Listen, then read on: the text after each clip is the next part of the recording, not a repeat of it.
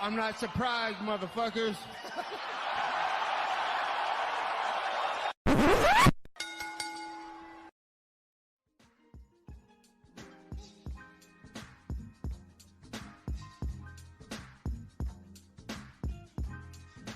What is up, ladies and gentlemen? Welcome back to the Courtside Soundoff podcast. Once again, I'm Josh Evanoff. As always, welcome by the one and only man of the hour, too sweet to be sour, future Jiu-Jitsu world champion, Angel Ortega. We got a lot of stuff to talk about this week. UFC 302 fight week, actually.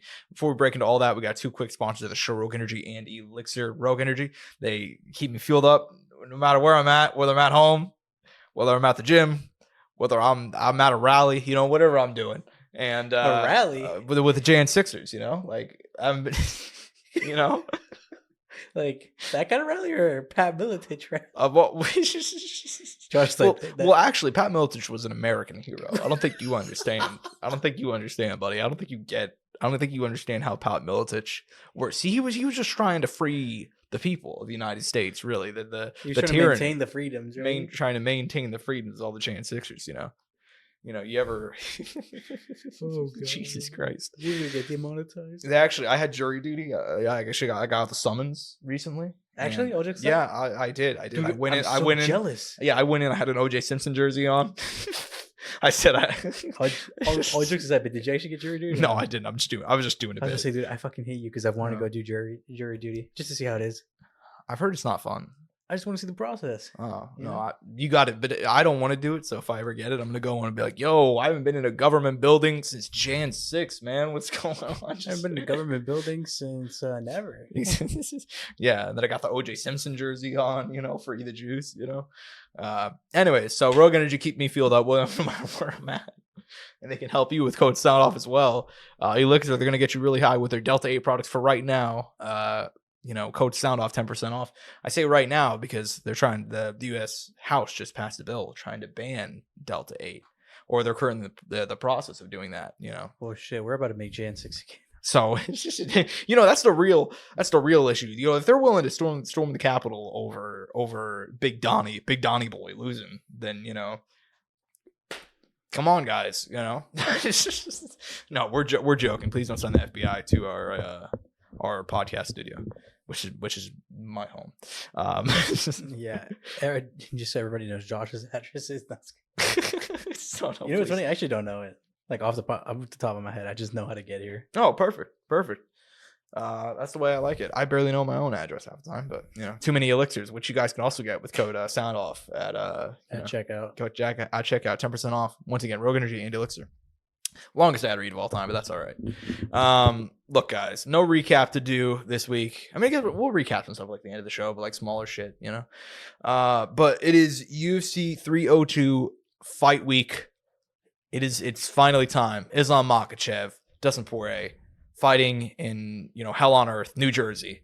Fighting at the Prudential Center, UFC 302. Look, man, we kind of know the story here.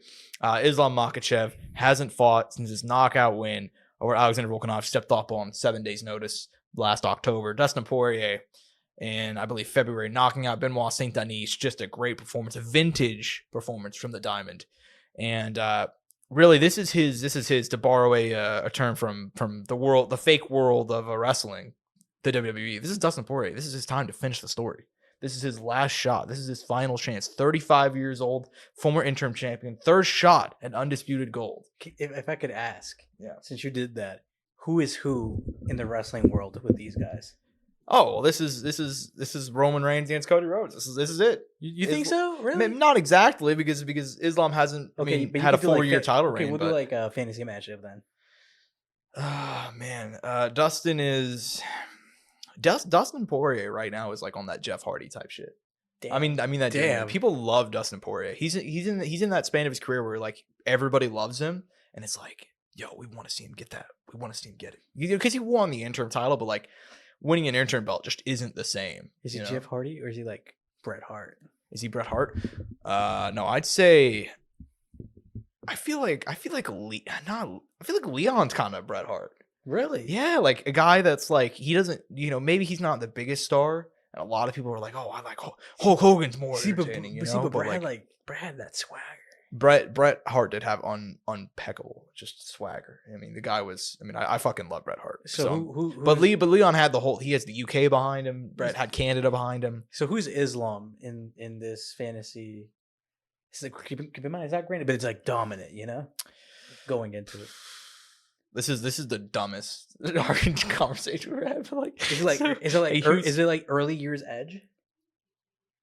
No, because Edge was the opposite of, I feel like, of Islam, because he was like, I don't even know who I would compare him to. Islam, just because like Islam's Hulk Hogan, basically.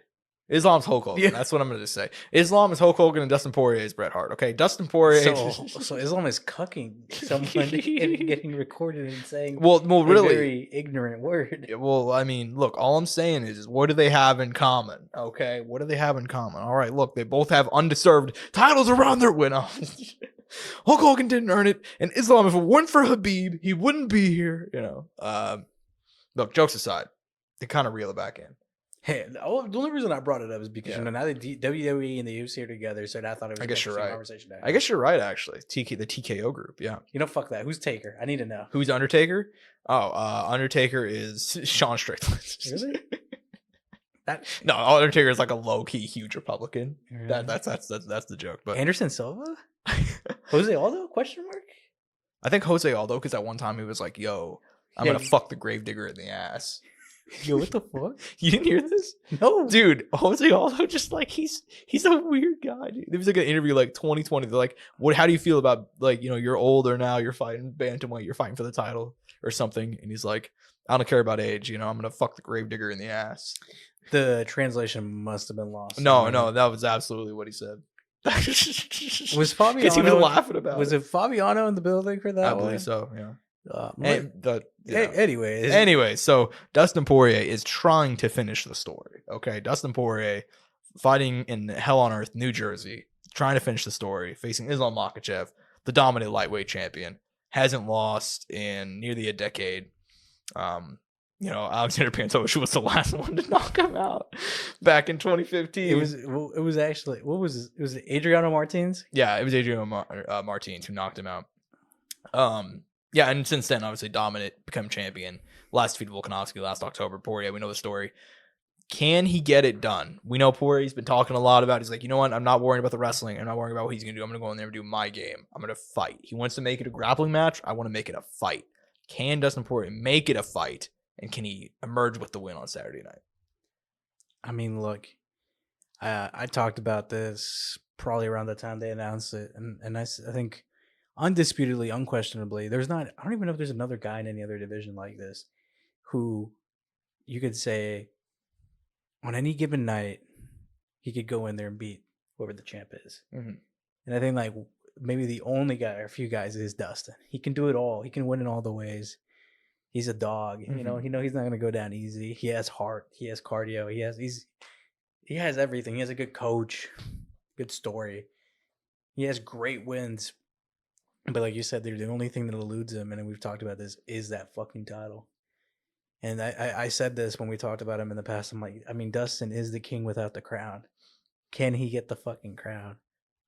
I hate to break people's heart, but I don't think he can. Mm-hmm. I don't think he can. I think, I mean, I should say that. I think he has a great chance. Do I think it will happen? No. Mm-hmm. Yeah. It's just because it's fucking Islam Makhachev. Mm-hmm. And then the first episode of Embedded come out. And that motherfucker Habib is back, and I just know that I just know that fucker's not willing to lose in front of Habib. Yeah, I mean Habib's got to pay the tax, man. He's getting back into coaching, So, yeah. But look, I'm in agreement with you, man. But I will say the one thing we did that Dustin does have to look at now is Islam has looked partially immortal. Yeah. Actually, I think multiple times in his career he's looked mortal. I think he's lost, literally lost for one. But I mean, even like the Volk fight, the first Volk fight, late in that. I mean, who ended up top? You know what I mean? A lot of people did think you lost that one. The smaller, shorter guy. Not even just that, dude. An underrated one. Thiago Alves didn't go down easy, and Thiago Alves is like a lower end lightweight. Now he did beat him, but Thiago Alves was in that fight for like a decent bit. Like it wasn't an easy out. You're thinking of Thiago Moises. Or Thiago Moises. Thiago Alves is fucking. I was like, fuck, dude. He fought GSP. Thiago Who the Alves. fuck? When did they fight? Like, My bad. No, you're good. You're Wrong Brazilian. good. Wrong Brazilian. No, but you're right. Thiago Moises actually got us back at one point in that fight. Yeah.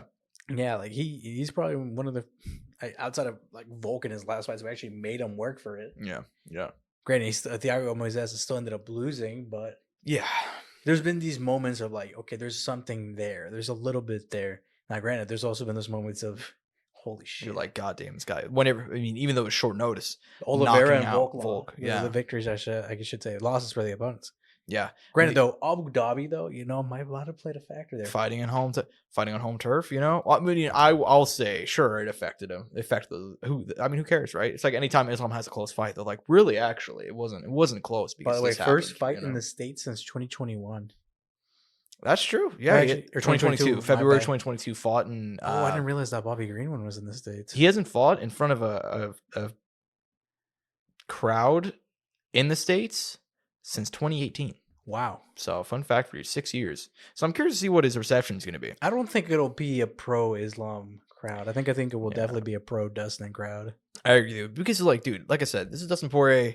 He's one of the most beloved guys in MMA right now. And it's hard not to love him. I mean, he's got the good fight people foundation. want to see it happen. Yeah. I think that's the other big thing. Exactly. I mean, he's got the good fight foundation. He's a long-time guy. Motherfucker's been around since WEC. Actually, I have a great question. Yeah. What was the last time someone wanted, like, a group of, like, collectively as MMA fans, I'm not necessarily speaking for ourselves, I'm saying where, like, the fan base wanted the challenger to win. I can't recall one, to the extent that it will be with this.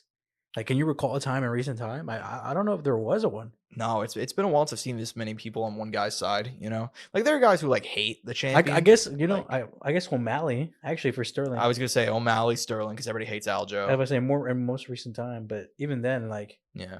There's other things to that. Even that, a lot of people hated O'Malley, too. It was more like they just hated Aljo more. Right. Like, but the thing is, Aljo also... But the thing about that, too, Josh, it was also in Aljo's hometown, so it's kind of like... Which makes it even sadder. Yeah. Yeah, no. Yeah. I don't know why everybody hates Aljo. I'll never get it. But this is crazy though, that like the reception that the love that Dustin's getting and the support from not even just fans but like fighters, because I think fighters want to see Dustin win. Yeah, I agree. I think there's a lot of fighters that want to see Dustin win. Shit, I mean, dude, fucking one of the guys in the commentary is praying to God that Dustin wins at secret. He is. Yeah. He is. Even though he's cool with Islam and them, secretly he'd be way more happier for Dustin than if Islam did. Because if Islam defended the title, he'd be like, okay, cool, whatever, right? Heartbroken, his buddy Dustin. But if Dustin won, he'd be significantly happier. Yeah, and look, dude, and if Islam wins, he's been very upfront about the fact that he's like, brother, they have to give me second chance at title. I've been dominating division. The whole thing. Like, sure, I haven't fought a single contender inside the top 15, but that's okay. Like, I mean, I guess he beat Oliveira. Yeah. And Bobby Green's 15, but that's it. But anyways, yeah, I mean, so look. Yeah, Thiago Moises formerly ranked at one point. He was ranked 14 when they fought. That is true. I mean, worthy of a title shot for sure. Mm-hmm. No, jokes aside. Look. Dan Hooker also ranked. Yeah, coming in on a week's notice. I'd fought 3 weeks prior, But anyways, what are you gonna do? Look, Islam. That's the kind of thing, man. I think he's as much an issue I take with like a lot of his rise. He's beating the guys the way he should. You know what I mean? Knocked out Volk who would come in on a week's notice. Hooker, who took the fight on a week's notice, choked him out. Not choked him out. Arm bars inside of a round. You know what I mean? Bobby Green TKO'd him inside of a round whenever he stepped up on 10 days' notice. He's beating the guys the way he should.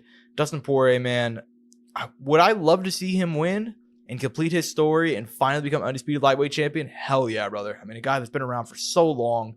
He got the interim belt and he beat Holloway and it was a huge win. But look, he never had the undisputed title. You know what I mean? And that's something that's evaded him, and I don't think he's gonna get it here either. I think just stylistically, it's so much going against him. He just fought at 299.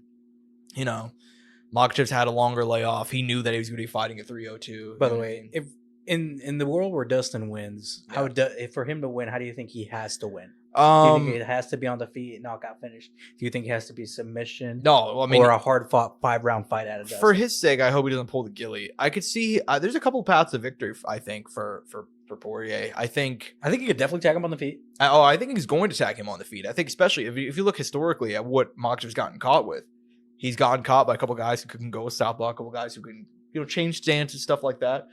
That's how Martins knocked him out. I believe they switched southpaw and hit him with like a left hook or something. Like, excuse me, right? Alexander Pantoja switched stances. No, but Pantoja could definitely switch stances. Yeah, jokes aside, I mean, Makachev's been caught multiple times. Poirier, if I were him, this fight will not be one in the round for Dustin. No. I mean, he may jump the gilly at one point, but look, dude. And that's just the scary thing, right? You can see Islam winning the fight and married it with like a variety of ways, right? Yeah, exactly. But I think on the feet, especially early, Poirier's going to march forward and not care about what comes back against him. He's probably going to try and get him to shoot using pressure and trying to land on him. I don't really know. I'm curious to see what the game plan is, right?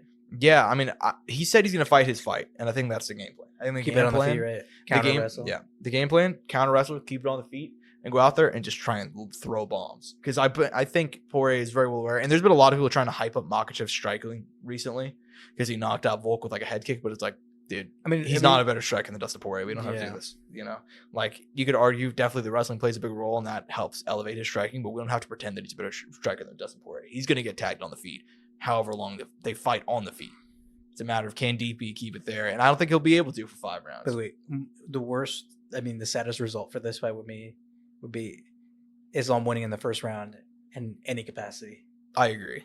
I want to see Dustin make him struggle. I want to see an actual fight. We want it to be competitive. We want it to be a hard fought fight for both guys. Yeah, that's what I want. I want it to be a fun fight. I think if Dustin Poirier, this is his final crack of gold, which it's going to be, he needs to go all out, right? He's going to go out swinging. I think no matter what happens on Saturday, Dustin Poirier is going to go for the fucking. He's going to go fences. out on the shield. Yeah, I think no matter what happens, because he's aware that this is very likely going to be his final fight.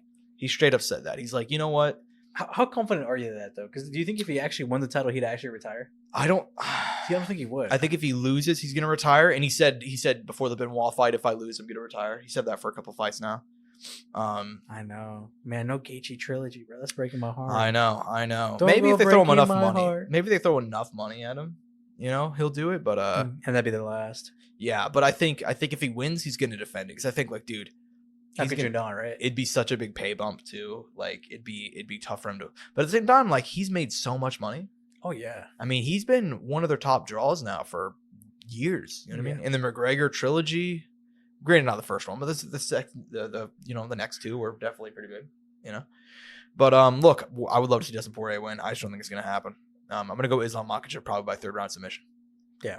By the way, Islam Makhachev, because you guys haven't paid attention to the betting odds, submission odds are actually surprisingly good on a betting site that we both use. Plus 100 for Islam by submission. I'm like, whoa, okay, I didn't expect that to be plus at all. Look, man, we also got another 5-round fight on Saturday. Sean Strickland, Tarzan, the former middleweight champion, the great Sean Strickland, former neo-Nazi Sean Strickland. Jesus, just keep on going. Just keep on going. N-A-Z-I. Oh, you're right. My bad. I can't say it. YouTube censors not going to say it. But anyway, so Sean Strickland, man. Damn it, Josh. I know. Now they're going to blacklist us. I know. Anyway, Sean Strickland taking on Paulo Costa. We know the story here. Lost very controversially to Dricus du Plessis in January. I thought it was 50-50, could have gone either way. He said he wasn't going to fight again after that one. He's like, I'm sitting out until I get a title shot. I guess the UFC gave him a lot of money, and he's like, all right, I'm fighting Paulo Costa. Sounds about right for sure. Yeah, exactly. So Paulo Costa, lost 2 in a row. Still a very not 2 in a row, I believe actually. Let me pull up his record. I know he beat Rockhold in August of 2022, and I think he's 1-1 in his last 2. Yeah, he's 1-1 in his last 2. So lost to Robert Whittaker in February. Before that, he beat Luke Rockhold. Before that, he lost 2 in a row. But kind of weird fights. That's crazy. It was a 2-year gap, dude. Holy shit. He's had a weird career since 2020. How old is he? Since COVID. How old is Paulo? He's early 30s. He's 33. Wow. Just turned 33 last month. Oh man. So definitely a fun fight. 5 rounds here. I'm very conflicted on this fight. What do you make of him? Well, I mean, how do you feel about this comment that I heard someone make? They said that Paulo in his last fight against Robert Whittaker was the best Paulo Costa they've seen. Would you agree or disagree with that? I would actually agree with that. Yes. Now, because he was a little measured. He was more measured. He rocked him at if there's a couple more seconds in that first round. Yeah. Who knows? Also, he was fighting Robert Whittaker, arguably still number 2 in the division. Yeah. I mean, yeah, for sure. Yeah. His major losses are against the most recent reigning Champions. and dominant champion Yeah. in Izzy, and then Dricus, who has seemingly risen out of nowhere. You know what's crazy? That Robert missed out and never got to fight Alex Pereira like at any point in time in that 185. Or almost sniffed that fight. You know what I mean? Yeah, it's kind of weird to think. I mean, they. I remember at the time everybody's like, "There's no fucking way they're gonna give Pereira Whitaker because they want to keep Pereira's stock alive," you know. And honestly, I believe that. I think Whitaker would have taken him down relatively easy and probably choked him out. Or I think early on in the run, yes. I think now it'd be more competitive. I think, but I think I picked Pereira now. Granted, it's 180, it'd be 185, and that is a tough weight cut for him. And you saw how Izzy did knock him out in that one. Like it was that one, and he was. I'd still probably pick Whitaker to beat him, even if he fought a light heavyweight, just because I like at light heavyweight. Holy even at light heavyweight. Whoa, even at light heavyweight. Hot take here. I just don't. But I'm also I'm still a believer in Robert Whitaker. I think he got caught by Dricus. That's the reigning, defending light heavyweight champion of the world. Yeah, no, but still. Alex Poatan Pereira. I don't think it's that crazy of a take. I really don't think it's that crazy of a take. Whitaker's talked about him with light heavyweight anyway. He's a big guy, you know. There's not that big of a size difference. I mean, there's a big. He's tall. But at the same time, I also think Whitaker is so much better in the grapple. I mean, we've not seen anybody like with a fraction of Whitaker's grappling face Pereira. You know I mean, we might soon. That's true. We'll see if Uncle Live ends up fighting him, but to reel it back in, reel it back in. Paulo Costa, I thought even though he lost to Whitaker, he looked very good. He was kind of weird. Even in defeat, I thought he looked pretty great. I thought he looked better in that fight than he did against Luke Rockhold whenever he beat him. Isn't that hilarious? He looked better in the fight that he lost. But granted, it's also like who he was fighting, right? Yeah. He fought Luke Rockhold and beat Luke Rockhold, but in the way he beat Luke Rockhold, and he fought Whitaker, but in the way he lost to Whitaker and how he looked in that fight, right? That was a spirited Luke Rockhold too. Like he knew it was his last one in the UFC. Yeah. I mean, look, 5 rounds does kind of change my opinion on this fight a lot. I agree with you. Fully agree. I will say though, one thing for Sean is optics. They always bring it up, right? There are so many fights where you're like, could argue for Sean and output, but the thing is, I feel like if Sean does lose this fight, it's gonna be because some rounds he might be putting it on Sean, or Sean might be putting it on Paulo. I mean, but Paulo is throwing back, but it's bigger reactions, correct? Bigger, impact, and that's what's gonna get the judges kind of swaying that way. Yeah, and that could and then inevitably lose Sean the fight. Granted, though, credit to Sean, he's become champion. He's gotten better. He's learned how to sit down in his power. Mm-hmm. But at the same time, it's like, I don't know. I'm curious to see how it's going to work with. I mean, this stylistic matchup is it's fascinating to me because you have Sean who's so simple, basic, but so good with what he works and coming forward. But at the same time, you also have the guy in Paul who's such a physical presence.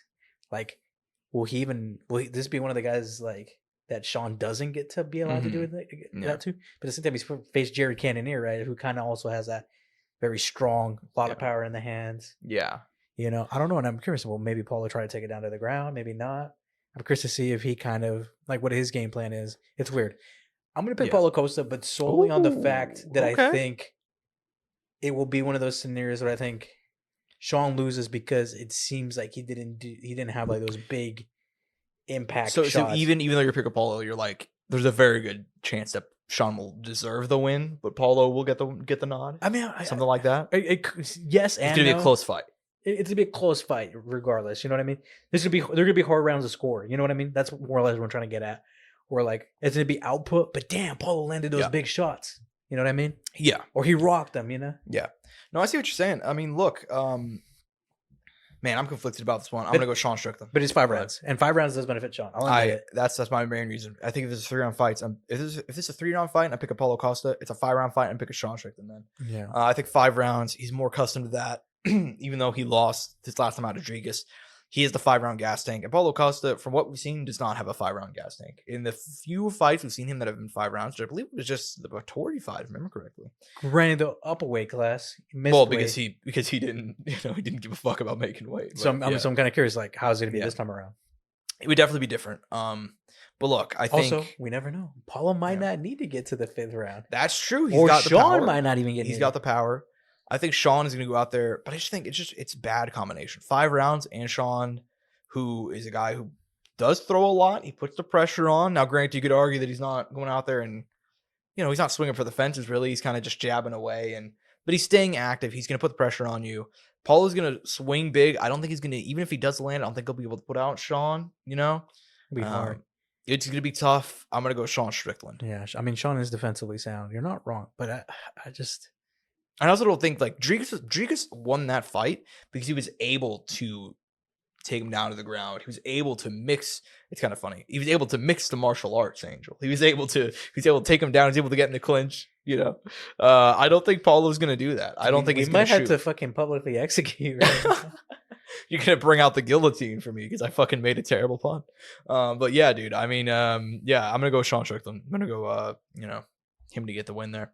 Yeah. No. Next up on the main card, dude. I mean, this one's not even. You don't think this is even going to be competitive? I agree with you. Kevin Holland needs one. He needs one. It is short notice. There could be. I mean, that could be a factor. Yeah. But at the same time, I'm like, dude, he's also fighting Michelle Oleksiejczuk, who's been like struggling himself. Yeah. How is Michelle Oleksiejczuk in his last few fights? Yeah, I mean, we know the story with Holland. He's lost 2 in a row. He needs a 1, including that Michael Page fight, which got annihilated. Michelle Oleksiejczuk, 29 years young. We know the story here. I mean, he had a little bit going there, but I mean, you look at the people he won. Who was that? Chidi Njokwani. Yeah. Who changed weight classes. He knocked him out, though. Credit to him. Good win. Chidi's got power.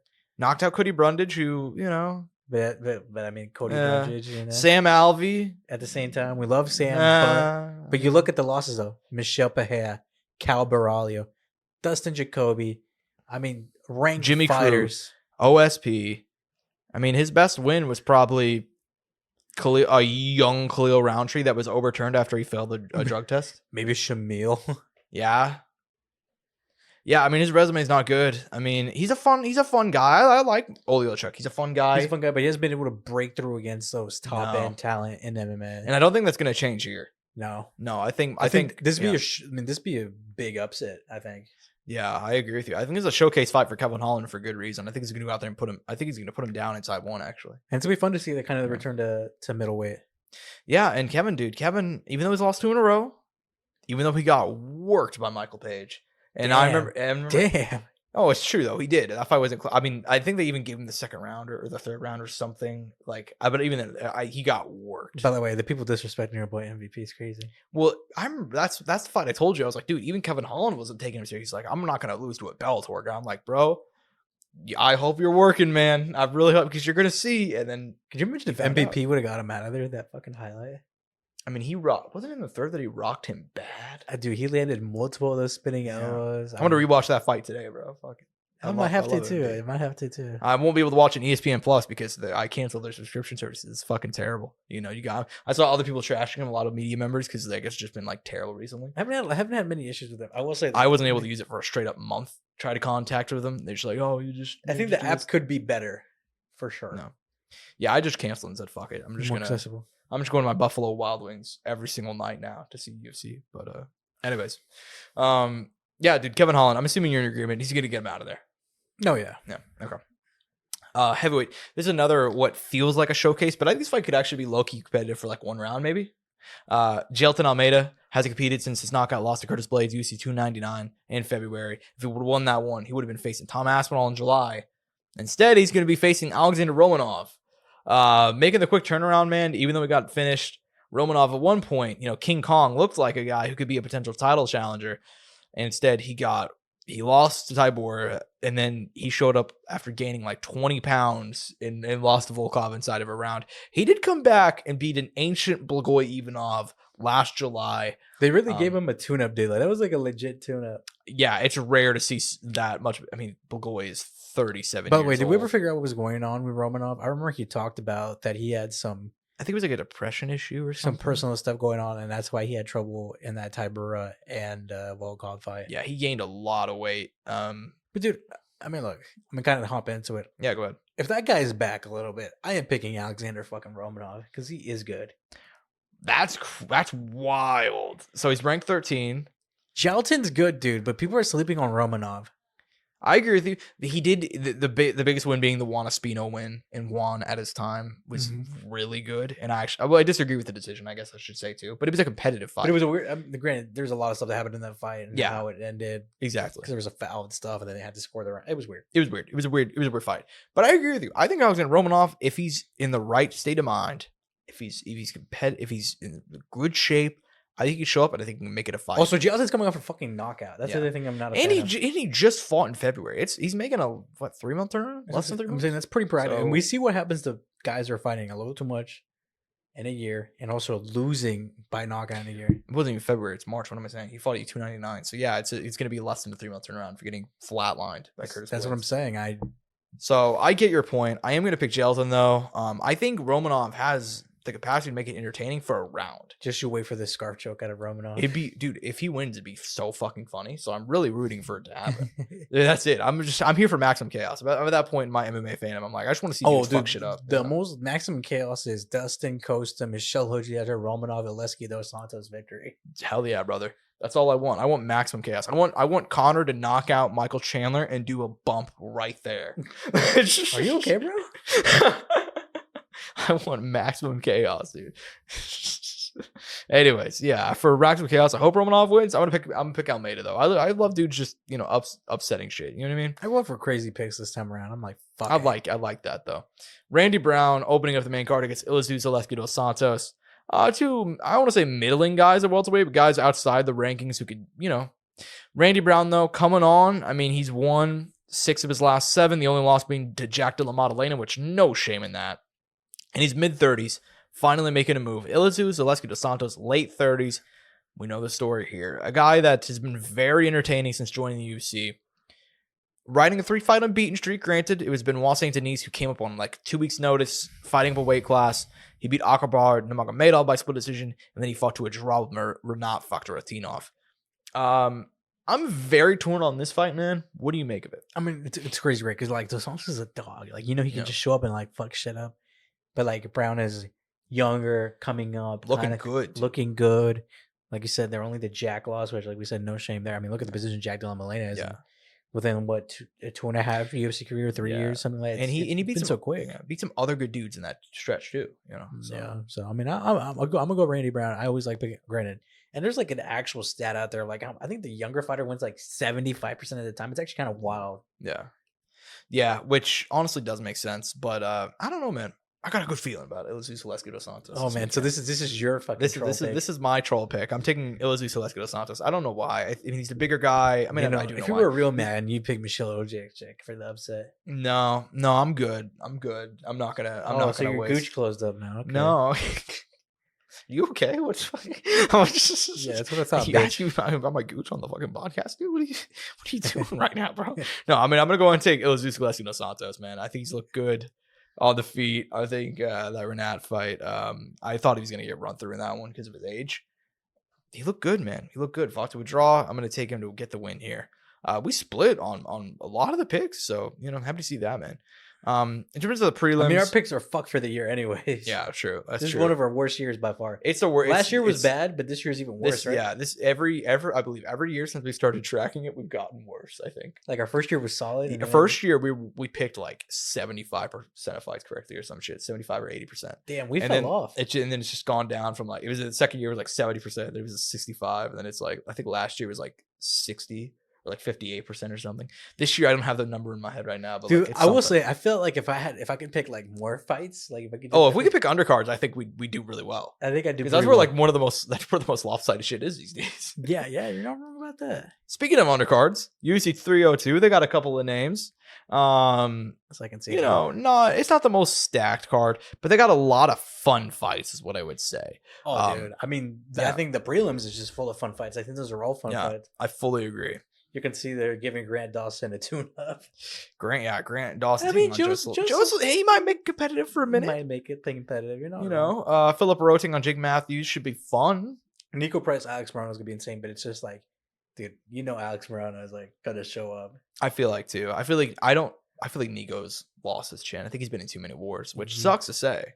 I mean, he got knocked out by Robbie Lawler. No hate, but I mean, inside of like 30 seconds. And it was the most ancient version of Robbie Lawler too, who had gotten murked by Brian Barberena like 3 months previous or something. And Brian Barberena is no longer the UFC. Yeah. Anyways, Rumakabalov on here, another fun Cesar Almeida should be fun, and then we got the return of New Jersey's finest, Mickey Gall against Bezil Hafez. Released, a very rare situation where a guy was released from the UFC and then got re-signed without fighting. You know something though? But he'll finally have Mike Brown actually in his corner because he didn't have him last time. Oh, You remember Mike okay. Brown? I think he got sick or something had happened where he couldn't have him in his corner in his previous fight that he lost before he got cut. Yeah, man. I think he had him maybe for one. I could be wrong, but like I remember that was a big thing that he started training with Mike Brown. Can I ask you a question? Or it might have been Matt Brown. My bad. I think no, he's Matt Brown. Yeah, Matt Brown. Brown. Can I ask you a question? Does it fuck you up at all that Mickey Gall is 32 now? No, I mean that sounds about right. Yeah, fair. I mean, I guess you're right. Man, he was so young when he first came in, man. Yeah, I mean it just. I thought he had a lot more potential. By the way, do you know this opening card's a rematch? This opening fight? No, I didn't even know that. Dude, these girls, Aline Perez, Jocelyn Edwards. Aline Perez called her out last time. These girls had fought before. And they had an altercation backstage. They had an altercation backstage, but I'm pretty sure they fought. They have not fought before, but they had an altercation backstage in November. I thought they had fought, or had she fought? So can you look at Aline Perez's record real quick? Yeah, it's right here. So in the UFC, she fought Stephanie Egger. Is there the loss? Is that Tamira Valdez? Is that what it is? I can't say it. Tamir's Vidal. Yeah. She's in the November UFC. 2021. I think she was trying to get that one back. Maybe that was the fight I'm thinking about. Maybe. Yeah. She fought Stephanie Egger, lost by I think submission. she called for that one. But regardless, I know there's beef between Jocelyn Edwards and Aline Perez. Yeah. So that's a fun one. Opening up the card. Little grudge match right there. Yeah, man. And then also, apparently, Andre limiting on Mitch Raposo, UC 302. Wait, is that? That's Mitch from Tough. I was about to say. He fought on Tough and Dana White, I believe. The Contender Series, yeah. Ultimate Fighter 29. Wait, can you go to Tapology real quick? Man, I forget. Dude, Mitch was. I mean, you know what's that season had a bunch of fun guys that I felt like they could have signed.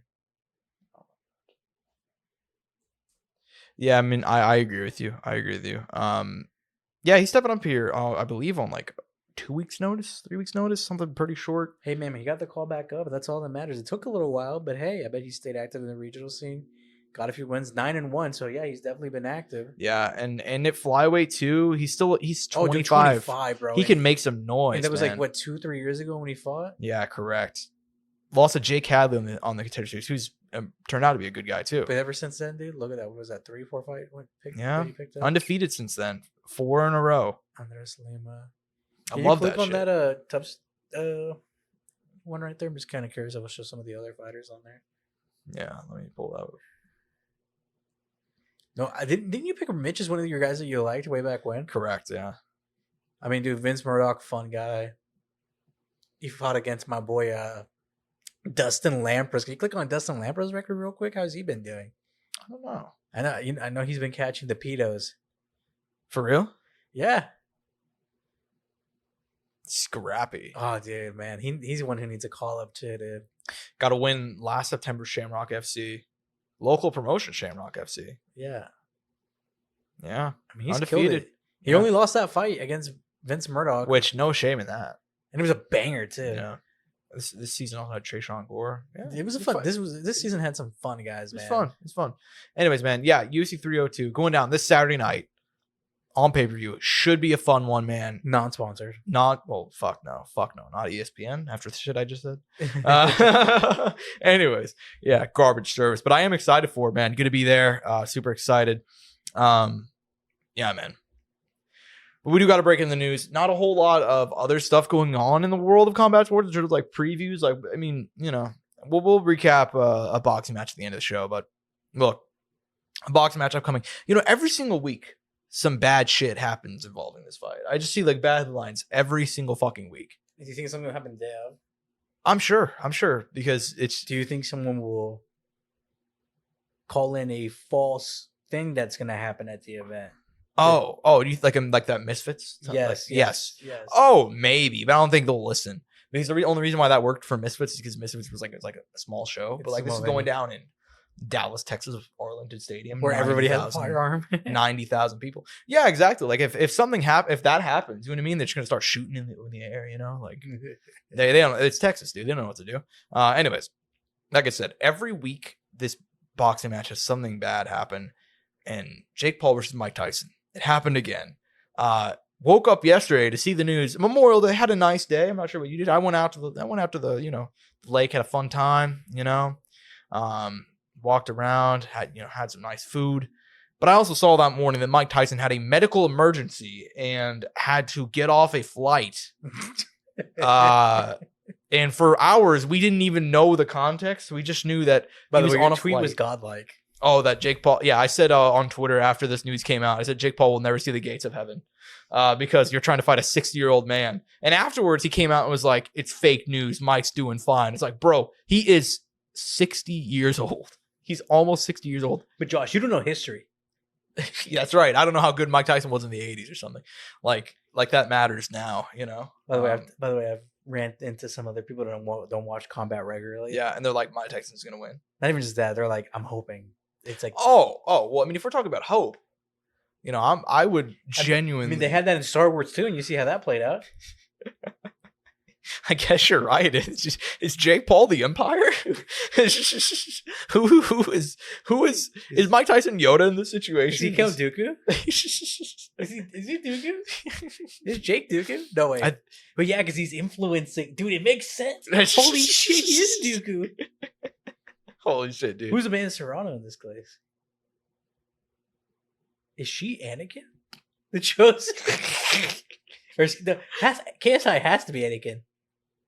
But I don't know. I feel like KSI is like Han Solo in this universe, you know? he's just showing up and fucking shit up, and he really, you know, he thinks he's on the same level of Vader and those guys. He's not, though. He's just a rebel, you know? He's just Who's Luke then in all this?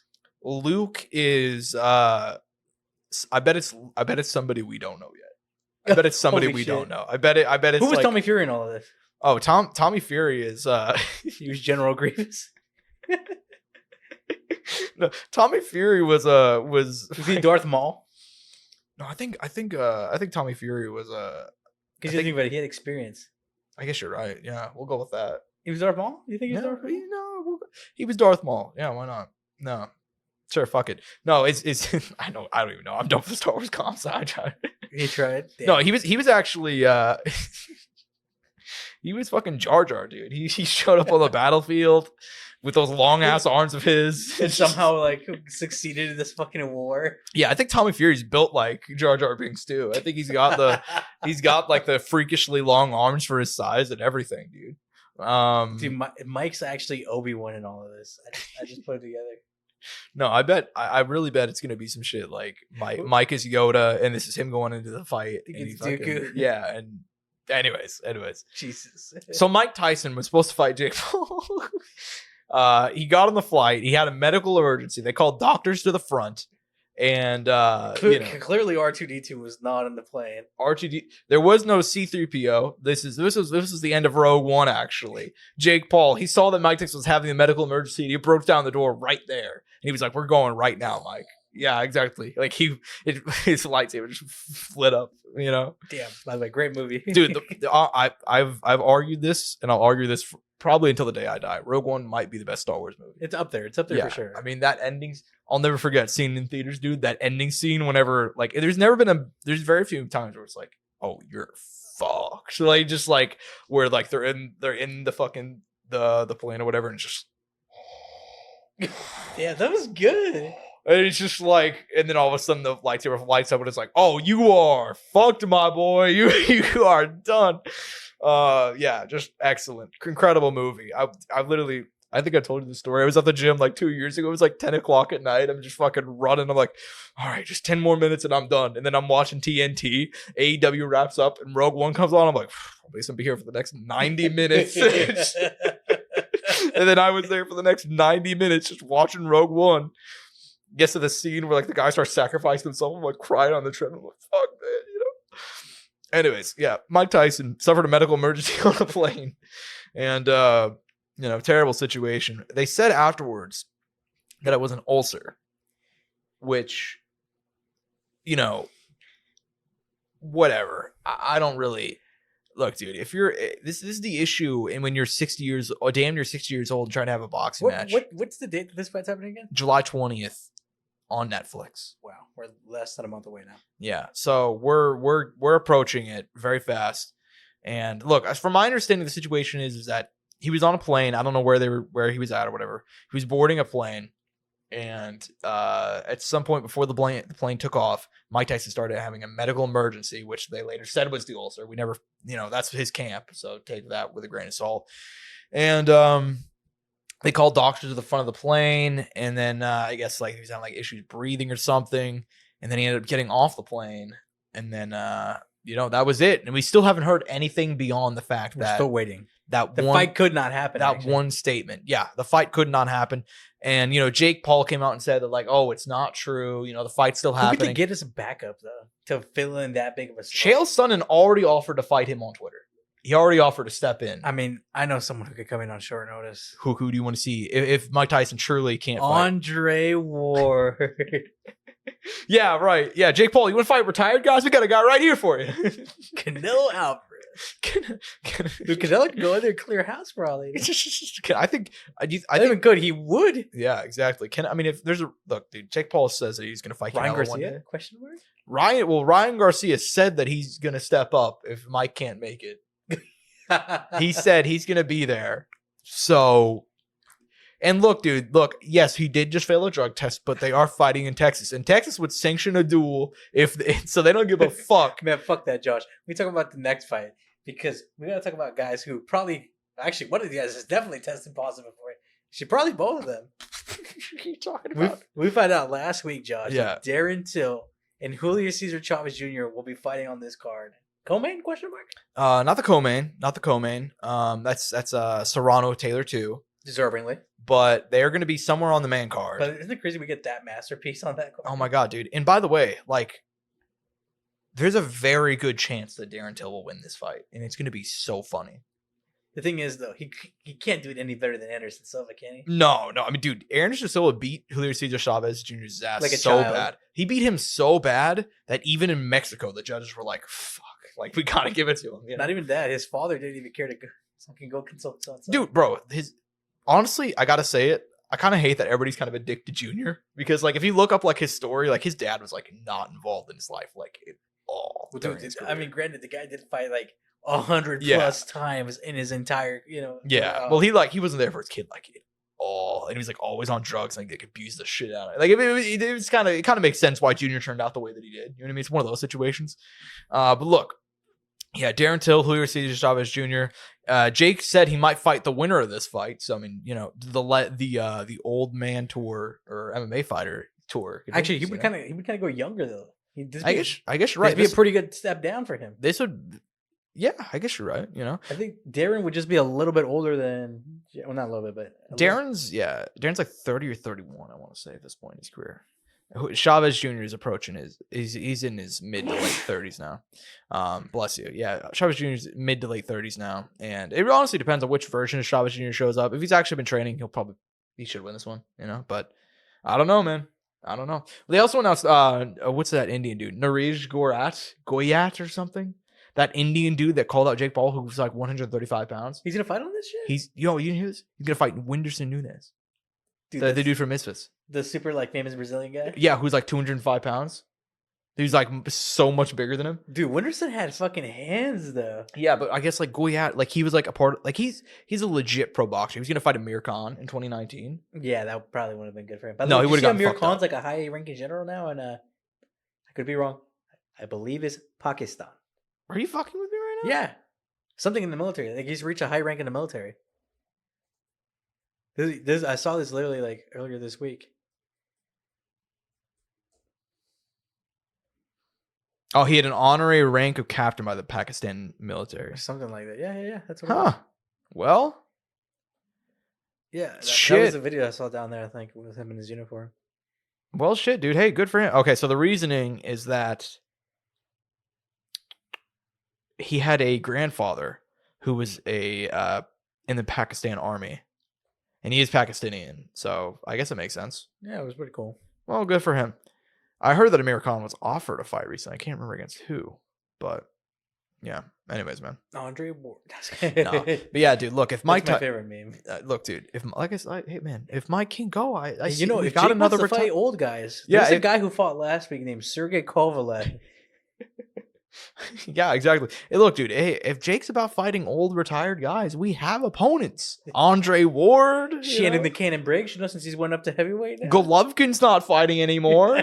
Gennady just retired. What's up with him? Right. You know, there's so many fights. Look, we like to joke about it, but as much as we like to joke about it, Mike Tyson is damn near 60 years old. This fight should not be happening, let alone as a professional boxing match and not an exhibition. So yeah, that's all I got to say about that. Hopefully Mike's doing all right. We still have no details outside of that one small statement. I'm surprised Jake didn't call out George for. Oh my god, yeah, dude, George. I mean, Big George. I saw there was like an SNL. The SNL's not very funny anymore. Their prime was like the 90s, the 2000s, that sort of shit. But they did have a sketch like like a year ago. I think it was like Pete Davidson. It's like Big Jake Paul was like, "Yo, Ghost of Muhammad Ali, I'm coming for you next." And just like fucking George Foreman, like just like shit like that. And I'm like, yeah, dude, that's really where we're at this point, dude. The fact that if this fight goes on after this, I don't know what to say. I mean, you know what I mean? By the way, would you legitimately be interested in Jake fighting either Darren or Chavez Jr.? I'd like that over him fighting Mike. Yeah. I do think he can fit in that realm of fighting guys who are older boxers or MMA fighters. I think those are perfectly fine because those fights are all pretty fun. They're pretty competitive. Like the Silva fight was really fun. The Diaz fight was fun. You know, they were competitive. You know what I mean? But he's gone too far with this one. I think we said that. Like I've said that on the show anyway. It's like he's lost me with this one. It's like, dude, he's fucking 60 years old. I mean, it was just odd out of all the people he could have chosen.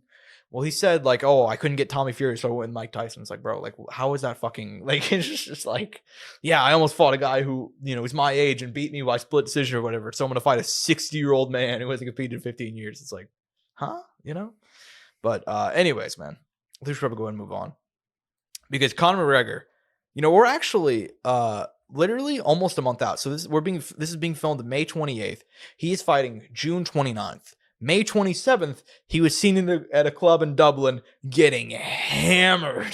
He was with his wife, though. He was with his wife. He's with Dee, the mother of his 4 children. And they almost had a 5th right there on the fucking dance floor. Jesus Christ. Dude, Conor might have a 5th after the fight, dude. Yeah, dude. I mean, good Lord. Look, so he was seen and he would look. There's drinking out of camp. There's having fun.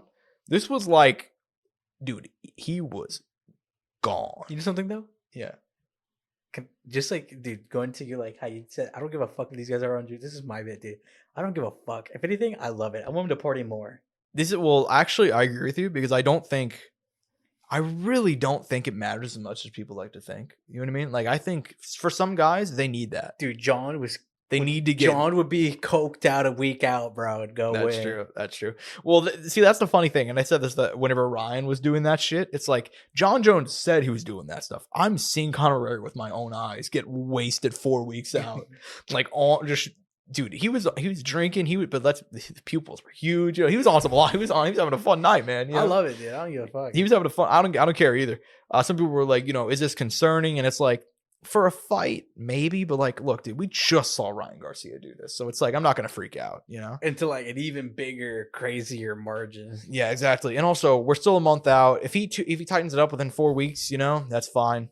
I really don't think as long as it's not like the last 2 weeks of fight camp, right? 2.5, I think. Probably fine. Yeah, I'd really prefer, especially because that's when you like really dial in, get tight, focus on weight. Yeah.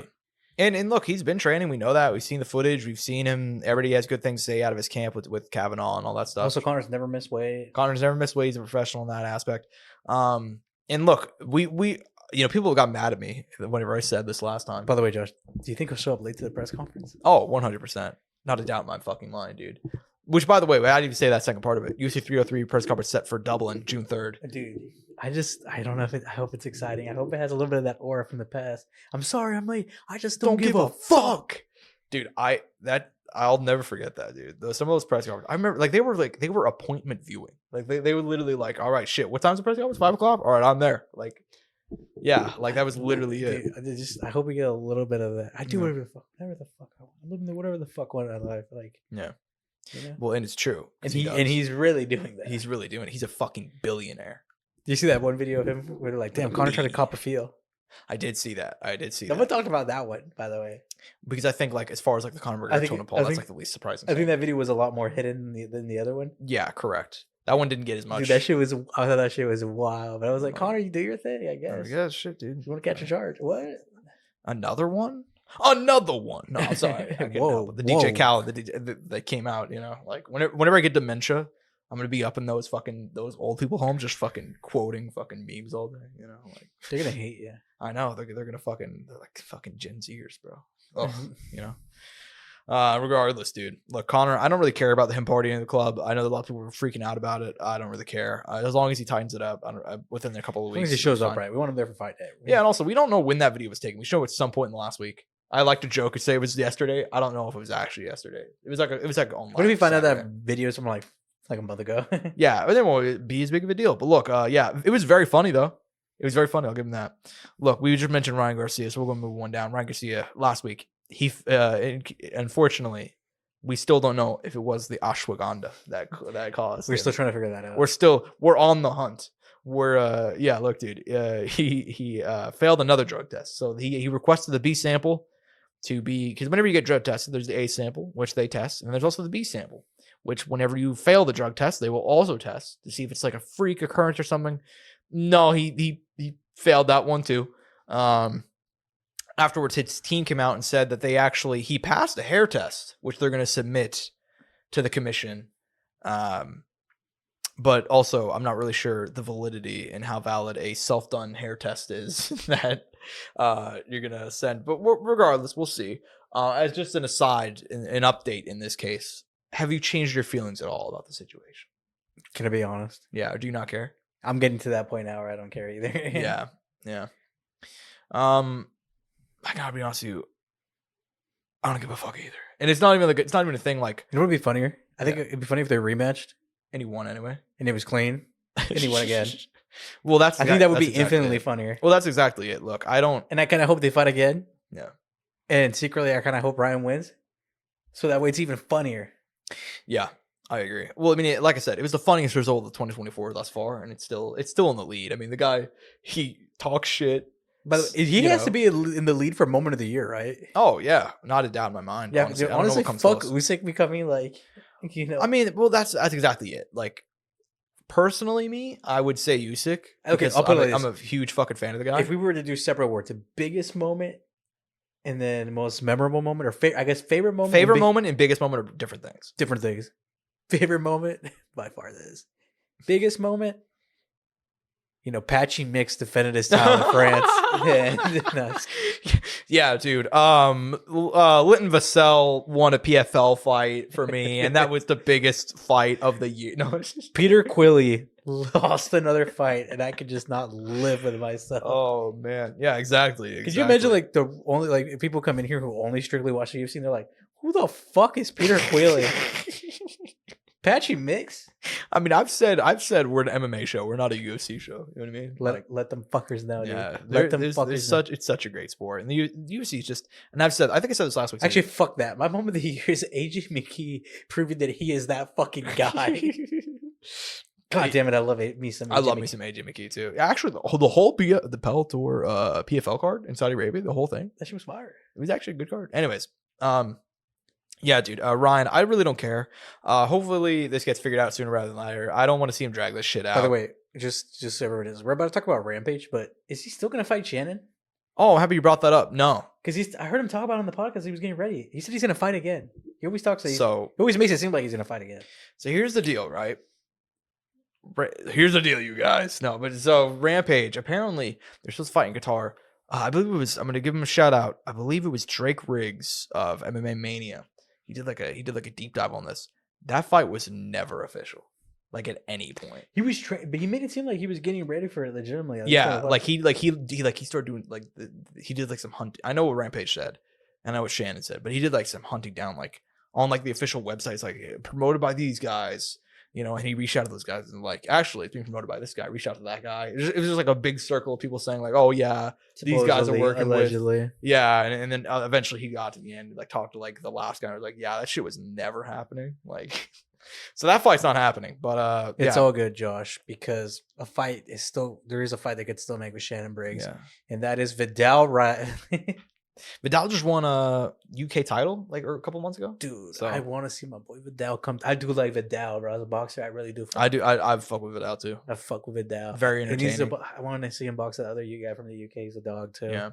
I can't think of his name. right now. Regional champion. I can't think of who his name is either. But there's a lot, Yeah. dude. There's a lot of history between all those English fighters there. Like in that way, it's actually kind of wild because Yeah. they're all like around the same age, have kind of similar records. Some of them have already won and lost to each other. I think it's Chev Clark.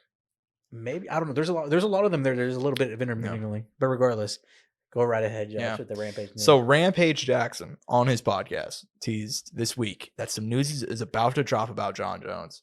That he said it will be, quote, shocking and will change what people think about him. I mean, And I got to be honest with you, man. what could he possibly say? Yeah, I got to be honest. I'm going to tell Rampage right now. Buddy, there's not a single thing that you could tell me about John Jones that I would not believe. I mean, there's one out there, but I can't say it because of how terrible it is. But let's just say Murder?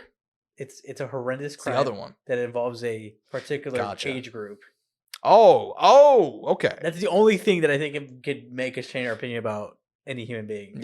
Yeah, right. because it's irredeemable. I mean, look, dude. I mean, You don't gotta go down there. You don't gotta go. I'm not gonna go. But look, dude, like John Jones, there's literally not a single thing you can tell me about it. Like, you can only, tell me only that, and it's not gonna be that's. that. I know that's the only thing. But it's like people are there's like the theory going around right now. They're like, oh, he's gay, and it's like, Do you think he's gonna say that? Rampage would be like, "There's a full-on tape, bro." there's a tape. Oh, that would be crazy. And then the diss track drops. Look, dude. Even if John Jones turns out to be gay, I don't. Dude, if anything, I wouldn't give. dude, by the way, it'd be actually really funny. how much would the landscape of MMA change? I know this is turning into an MMA guru video right now. Oh, fuck it. Who But cares? if John Jones came out as a homosexual, Yeah. I mean that'd be big for the sport, wouldn't it? It would. Jokes aside, it would be big because there's never been a That active- dominant of a champion. Yeah. Well, also, I think it'd be really funny because right now I'm amazing like that. Like there was like definitely a few years there where like we were like, we're being like, oh, we're accepting of they were doing like the Pride shirts and they were celebrating Pride Month. They were being all, and then they became like hardcore 2008 Modern Warfare lobbies. basically 2009, because see, like guys like Dana White don't have any actual principles. They'll just do whatever popular. And right now what's popular is saying that you're being canceled and that, oh, it's the woke people. So then they stopped doing all that shit and they start promoting Sean Strickland and they give Trump his fucking monthly walkout. You know what I mean? So yeah, I think it'd be really funny if it happened now that like all the stuff about like, oh, I'm tired of gay dudes, like all the Sean Strickland rants and all the shit. It'd be so fucking funny if John Jones turned out to be gay. Because what are you gonna say? It's John Jones. That's your goat. Yeah, like what are you gonna do? It's John Jones. I Bro. wonder if people would start saying Demetrius Johnson to go. More. They would. They probably would. They'd probably be like, yo. Do you think they turn on John like that? In this current MMA fan base, not a doubt in my mind. You know what? I feel like, and obviously, If this happened 10 years ago, I don't think this so. is crazy hypothetical too because I have a family too, and I feel people were like shit on him, be like, "Oh, he has a family, he had a child with this woman, and all that." Yeah, I mean, you could be bi. That's a thing. That you're not You know? wrong. And shit, I mean, whatever. I mean, look, everybody fucks funny to somebody. You know what I mean? That's my thoughts on it. Everybody fucks funny to somebody. You're not even wrong. If it is going to be anything, it'll probably be this, which is fucking hilarious because it's recently like kind of come up as a thing. Exactly, and it coming from Rampage too just makes it funnier because he's like, I hate that motherfucker. Shoot his kneecaps out. I love Rampage, dude. Fuck that motherfucker. If there's a guy who actually has valid reasons to be, besides Daniel Cormier, who has valid reasons to be mad at, and I guess and Gus By too. the way, I got that video again of DC and John. I did too. I dare you. I want you to take me down 5 times in a 5-round fight. Greatest rivalry of all time. I love it. I don't dude. care what. I need that energy again. God damn it. I know, and there are people, and it's one of those things too. Like I remember at the time, people just, like everybody was on John's Do you side. think we'll ever and get it's like, that, or do you think it was an era thing? It was just the timing. It was those two guys. Like, will we ever have anything like that again? I think the closest thing we have to it now is the Alex, but it's very different because it's like there's almost a respect there. But it's for them, it's aura, yeah, the energy of the rivalry. It's not like DC and Jones. You can make the case that both of them are top 5 all time, dude. And it's even said because like I would agree. We kind of hope for like Jorge and Colby to have that, dude. Because I'll give them credit, dude. It was kind of badass. They had to have the Miami PD in there. Yep. In the cage, like surrounding the cage, Yeah. even when they came face to face, just so they wouldn't fucking destroy each other. Because there was, I mean, that's some real friend turned foe type beef that that story is so insane, dude. Granted, the fight massive fucking letdown. Just because Jorge was so old, but I think if they would have done that fight in like 2020, dude, it would have been fucking sick. Just not. I would have. They should have just done it sooner. Yeah, instead they waited. What did they fight? 2022, 2023, something like that. Yeah, yeah. But anyways, man. Yeah, I don't got anything. I had to close this out. Yeah, there's not a single thing you can tell me about John Jones that would shock me outside of like some horrific crime. Yeah, right. And even then, like it has to be like a really horrific crime because he already got arrested for beating the shit out of his fiance in front of like his own children. See, it sounds crazy though, but you can come back from that one. Well, I mean, shit, dude. Hey, what did Dana say? Like, I'll be known. That's my punishment. I'll be known as a woman beater. So for John, that was John's punishment. People know him as a woman beater. Mm-hmm. So that's poor guy. Anyways, he's the real victim. Really when you think about it. Dude, I saw this clip, by the way. That's crazy. I literally saw this today. Literally? Oh, well, I'm happy you brought that up. So Ronda Rousey's been making the press tour right now for her new book. And her last book was actually pretty good. I read it. I have not read her new one. She said that somebody asked her, like, do you think you'll ever go back do you ever think you'll attend a UFC event? Because since she retired, and I guess she never even officially retired, but since her last fight in 2016, December of 2016, she's never attended another UFC event. She said the part of the reason she doesn't want to attend is because she's been vilified by MMA media, and also that she would never attend a UFC event due to fear of being booed. I can't blame her for thinking like that. Yeah. But I don't know. I think maybe nowadays she'd get some love.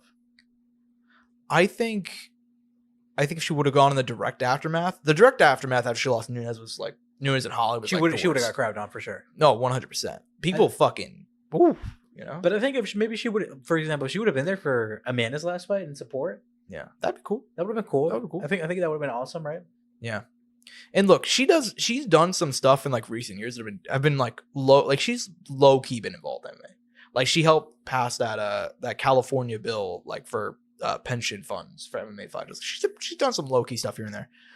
I think I have an issue with one thing. Saying that you were vilified by MMA media is like, dude, everybody, right? Yeah, it's like, dude, like every athlete ever. Yeah, every athlete ever, and it's just a human thing. Yeah. It's like, man, fuck the media, and even me is a guy who works like writer, journalist type. Even then, sometimes, man, fuck the media. Like they're really terrible. I think the equivalent of that for us is like YouTube comments, right? Yeah, I'd say so. Right. Yeah, like I don't get it. I don't fully understand what she means by that. I think blaming the MMA media for it is just kind of I don't get it. If you want to blame fans, I almost get it because it's like they really did hate her and turned on her like a dime. You know what I mean? Because I was there for it, dude. Like everybody's like, oh, she acted like a bitch for the Holly fight. I'm like, dude, no offense to Ronda Rousey, but like that was kind of her whole thing was acting like a bitch. Like, yeah. Honestly, like what was it like? Oh, don't be a do nothing bitch or whatever. She was like the biggest hard ass ever. Yeah, that was her whole thing. And then once she lost, like, oh, she was acting like a bitch. I'm like, bro, that was kind of her the whole entire time. Like, you guys loved her whenever she was winning. But look, I don't got a whole lot to say about this one, but it did make a lot of headlines. I think she could come back. I really don't think it'd be back of a deal. And even earlier this year, whenever they were like, oh, UFC 300, she might come back because there was those rumors.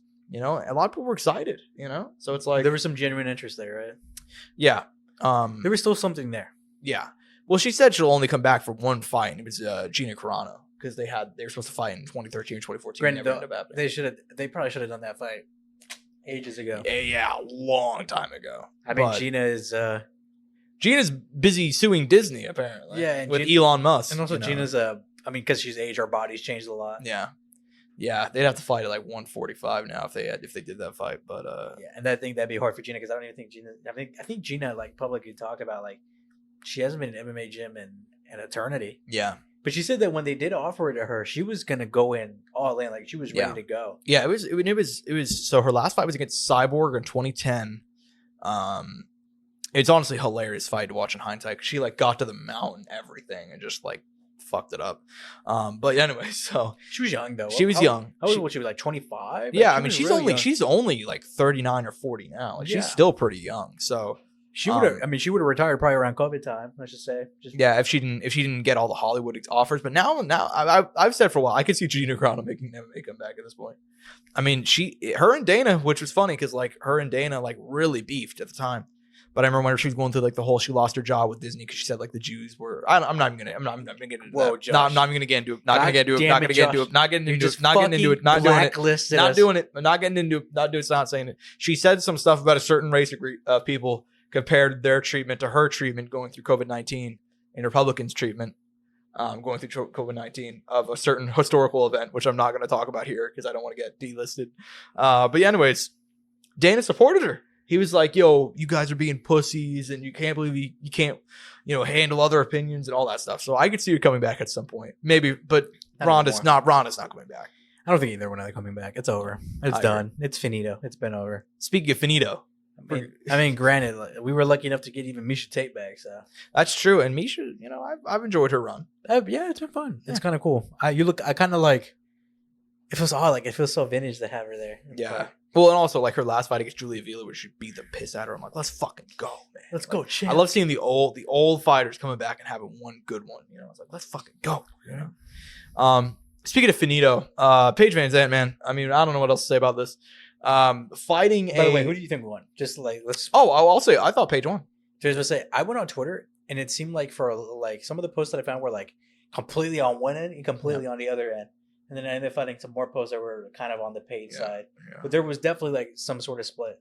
Yeah, I thought Paige won. I thought she took the lot. I mean, it was a close fight. I'll say that. I thought Elle won, obviously, round 1. I thought Paige took the next 4 rounds. By the way, you didn't even mention she dropped her. Yeah, legit drop. Dude, imagine going from headlining a UFC event against Rose Namajunas, where like winner, I think they're both ranked top 5 at that point, to less than a decade later. Well, dude, the thing is, like, let's just getting dropped by an OnlyFans chick. Dude, I mean, no offense. I mean, let's be just honest. Elle Brooke is like a full-on corn star. Corn star. Would we get demonetized if we say? I said corn. We're good with corn. Are we able to say OnlyFans? I think they're kind of about that. Some places are. I know, like you can't do it like on Twitch. Okay, how about this? So OF girl. Yeah, let's recorrect the record. Okay, so forget the last 30 seconds. Yeah, imagine going. In the last 30 seconds. Yeah, exactly. Let me correct the record. So Paige Van Zandt went from headlining a UFC event in 2016 against Rose Namajunas, where they're both ranked top 5, to less than a decade later getting dropped by an OF girl who's a corn star on the hub. On the hub. You know what I saw a tweet, and I'm just gonna say it out there. I'm gonna put it out there. And go ahead. And I'll see how you feel about it. But it was like, Elle Brooke is she did OF and is essentially a porn star. Because she's done like big productions and is now fighting to get respect. Oh, I know, yeah. And then now Paige was once some people were this person viewed as Paige was once a respectable fighter who headlined the UFC to now just a OF chick. Paige was good for a minute. Yeah. Yeah. I thought that was kind of like that, like the parallel between them. It was like, that's a good way to put it. Yeah. Like Paige was a respected fighter who's now doing OF, and Elle Brooke was an OF. Granted, like who's now fighting for respect. The kind of content they do, like from what I'm aware, like Paige very different from my understanding. Paige is like just like like super like just almost like modeling, kind of like maybe like some very like almost lewd nude, but like Elle is like full on. She's a full on corn star. Yeah. Look, and I'll give Paige this. A lot of people do like kind of what is it? By the way, they look like they look good. It was a good fight. That first round looked fun. It was actually a fun fight. I enjoyed watching it. And also like Elle's kind of growth and fighting. And dude, I'm so excited for the second fight. Actually, yeah, genuinely, I'm excited for it. And I think they did a great job bringing Paige in. I really think that was a very smart call by power move. It was a very smart move. The thing is, it's not so much even about like bringing them in for their own show, but the thing is that now they can bring them in. Yeah. And they can have them on a big card, so they kind of pull in a little bit more viewership. Yeah. So like whenever they do another KSI fight, if KSI does ever come back, he said he's coming back for at least one more. I know, man. Fuck, dude, that Logan fight just seems like it's faded away. I know. Well, he's never gonna fight Jake. That fight's gone. That KSI. Do you think if he would have been Tommy, it would have been like a guaranteed fight? Probably. It would have been hard. It would have been hard for him to deny him at that point. Correct. But look, dude, there's no excuse why they couldn't have fought this. I mean, both guys have stuff going on, and I get it's like it just didn't work out because of timing, and they would have fought in 2020 if it wasn't for COVID. So it is what it is. But kind of redirected. Yeah, I mean, look, Paige Van Zandt, man. a bad trajectory for her career, but I thought the fight was fun, and I thought that she fits well in Misfits. And they had some other people on this card who Killer B, I believe fought. She won. Yeah, she won. And Le'Veon Bell picked up a win in the undercard. It was an okay for Misfits. I thought it was like a return to form. I enjoyed this card. Like it didn't have it wasn't like perfect, obviously, but it got you through for your influencer bit of boxing that you want to watch. Yeah, exactly. Do we know what their next card's going to be by any chance, or what it could potentially be? Like, do we know what Misfits 16 is going to be? Is there even a Misfits 16 on the horizon? I don't believe. No, you're probably gonna have to do Tapology. That's probably your best bet. Yeah.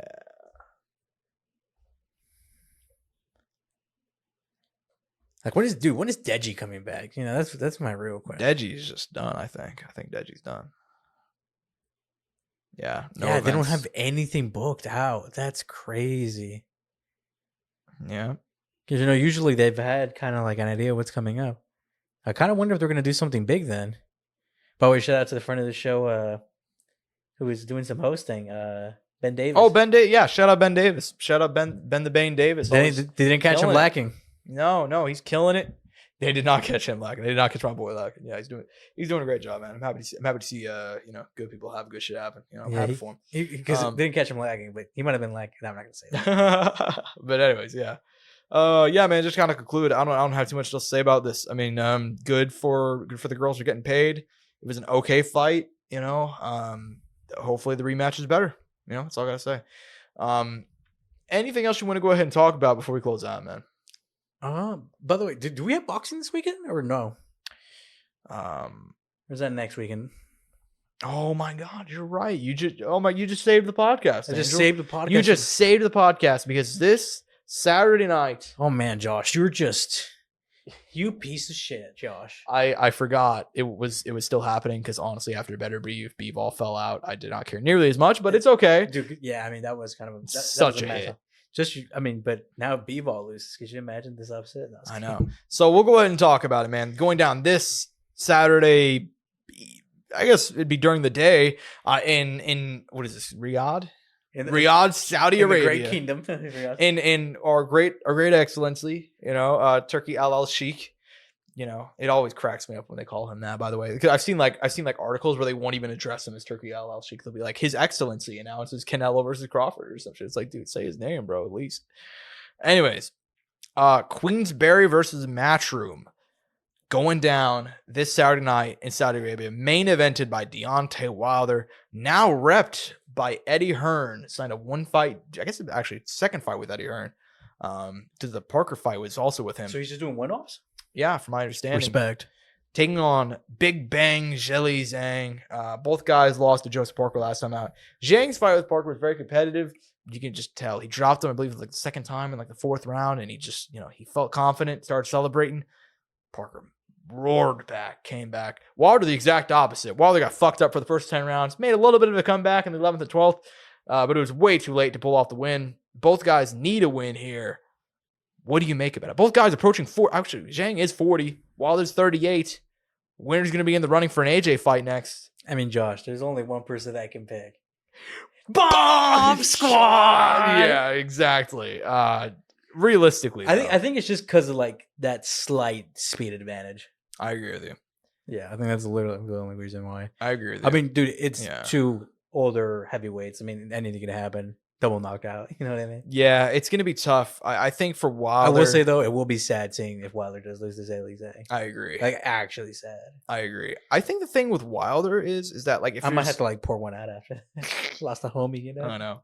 Well, I said this on the show when this fight first got announced. If there's a guy that Wilder can beat in the top 10 at this point in his career, I think it's probably, outside of a guy like maybe Dubois or, a guy who's very hittable. Francis Ngannou.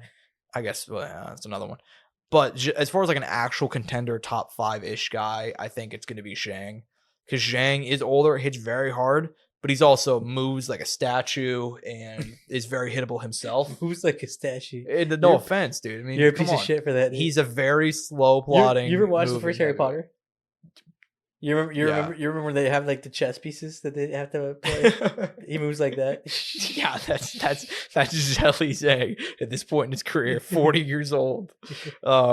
I mean, jokes aside, even though he beat Joyce, like he looked so slow. You know what I mean? In the Joyce Parker fight too.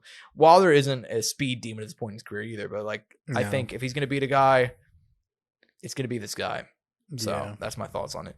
Dimitri Bivol taking on Malik Zinyad, 22-0. Very Complete unknown. pretty much unknown. I mean, he has a wiki page, so that's something. I mean, he's a sizable record, but this is his biggest And coming match, in, right? Yeah, by far, and coming in on 3 weeks' notice. Is there anybody on his record? I think we looked at it in the past privately, but we didn't talk about it on the show. Correct. It's not anybody fighting out of Libya. I mean, he fought 2 undefeated people in Jerome Papaloni, He beat and I guess it would be I'm assuming it's Mikhail Diallo, Diallo, German guy. Yeah, But really, his record is not anything to write home about by any metric.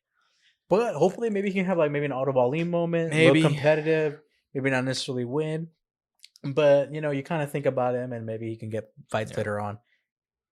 Yeah, in terms of the rest of the card, you got Daniel Dubois taking on Filip Hrogovic. That's fun. Winner could get a title shot, maybe IBF, I believe, title shot. Maybe we could see a shocking, a little upset. Maybe at be Daniel fun. Dubois, you mixed it up. Hamza Shiraz is a fun guy taking on Austin Ammo Williams, should be fun.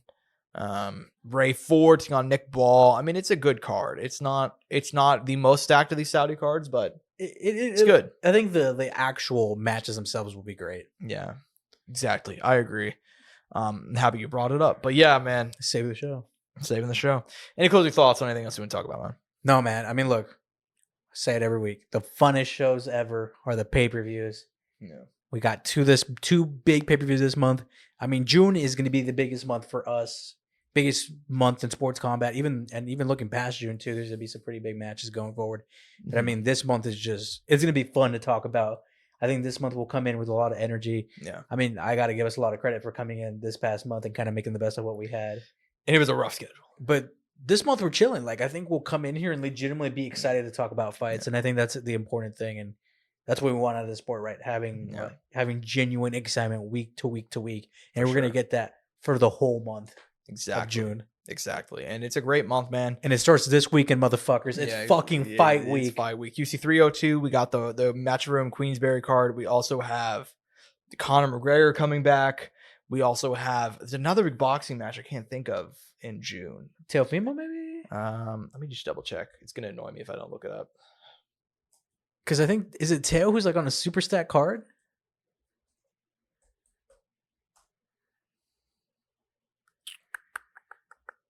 Because I know there's a card that's coming up there's to be like ridiculously stacked. So this is from 4 days ago. So hopefully okay, so Here we go. Is it Tank who's on the crazy stat card? Deontay versus Zhilei Zhang. To start Adrian off June. Broner taking on Flair Cobbs. Jesus Christ. We got a UK card. We got Gervonta taking on Frank Martin and David Benavidez, Alexander Gosvukt in WBC interim light heavyweight title bout. Sabriel Matias fighting against Leon Priaro. Shout out to Tiafimo Matias. taking on Steve Claggett as well on June 29th. So it is a fucking stacked month. So all this, like in the past 2-3 months, we've had all the major stars in boxing competing. Nate Diaz versus Jorge was also set, but And not even just that, Josh. All the major stars of MMA in the last 2-3 months competing. Yep, for sure, man. It's a big month. It's a big month, man. I mean, the biggest fighter in MMA history will be fighting at the end of this month. So Yes, that sir. just gives you an idea. Yes, sir. Hopefully it goes well. That's all I got, man. I'm at Josh Evanoff on Twitter, at Angel Ortega _01. Hope you guys enjoy the show. At Courtside Sound for all things relating to the show. That's all we got. Hope you guys enjoyed. Peace and butt grease. No mouse click.